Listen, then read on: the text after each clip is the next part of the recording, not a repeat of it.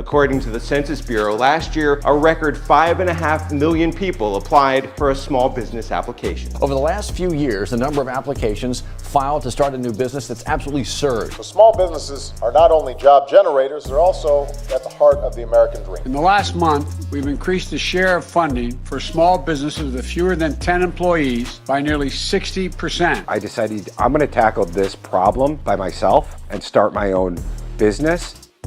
Small businesses are often touted as the backbone of our economy, or at least that's the narrative we're often fed. Entrepreneurs who take a chance on themselves and start their own businesses have provided employment to millions, created innovative products and services that we all enjoy every day, and in return, they can achieve levels of financial success that would be impossible with nearly any regular 9-to-5 job.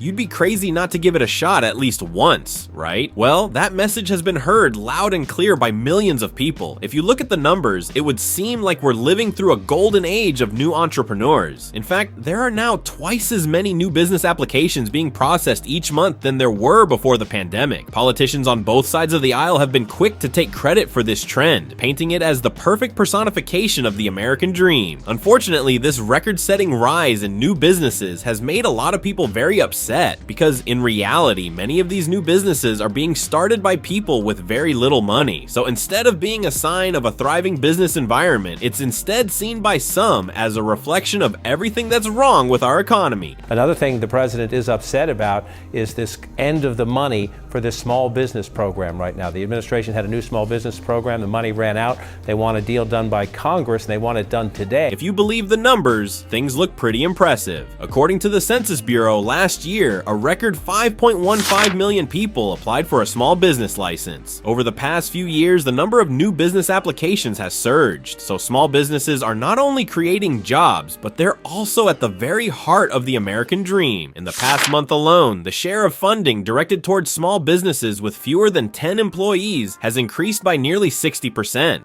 billion Small Business Administration loan program. They need about $250 billion more. And Speaker Pelosi, Democratic leader Chuck Schumer, making clear that hospitals and state and local governments also need aid as well. They want that attached. Republicans have been firm. This is supposed to be just an interim package, something to plus up a program. Normally, when we see new businesses being formed, it's a strong signal that the economy is doing well. People generally only start businesses when they feel confident about their future and the future of the market they want to operate in. If you thought a recession was imminent and you weren't sure how you were going to pay your bills next month, you probably wouldn't be thinking about starting a business. Starting a business typically requires a certain level of financial security. You need to make some upfront investments, rent commercial space, buy equipment, purchase inventory, and maybe even hire some staff. Most new business owners can expect to go for some time without drawing a salary while their business is building sustainable cash flow. So if lots of people are starting businesses, it's a sign that many are comfortable enough financially to bear these initial costs. But it's not just a sign that things are going well. New businesses actually make things go well. New businesses create employment for people who just need a job and improve productivity in several ways. Business owners, especially new ones, will typically put in more time and effort working for themselves than they would if they were working a 9-to-5 job. This means they're producing more than they would in a traditional job, and new businesses can become successful, bringing valuable products or services to market. For instance, if you start a B2B company that develops a new software to streamline AI-generated LinkedIn appreciation posts, you could save millions of wasted man-hours across the country. That would free up time for workers to do something more productive. Or if you start a business selling a consumer product, it could introduce competition to the market or provide a new product that makes people happier, healthier, or smarter. Of course, most new businesses fail, but for society at large, the ones that succeed are usually a good thing. So if all this is true, why isn't this record-level business creation good news? Well, there are actually 3 reasons. The first reason has to do with why these businesses are being started. A 2023 paper by Ryan Decker of the Federal Reserve Board and John Hallowinger of the University of Maryland found some interesting patterns about these new businesses. The first thing they noticed was that these businesses were largely being formed in counties and states with lower average incomes. Now, most counties saw an increase in new businesses overall, but the outskirts of cities, businesses, particularly the areas that had been hit hardest by the pandemic, outpaced the rest by a significant margin. The authors of this paper suggested that much of this business formation was simply existing businesses closing up in city centers that didn't see much foot traffic and reopening in the suburbs where rent is cheaper and they can cater to a market of people working remotely.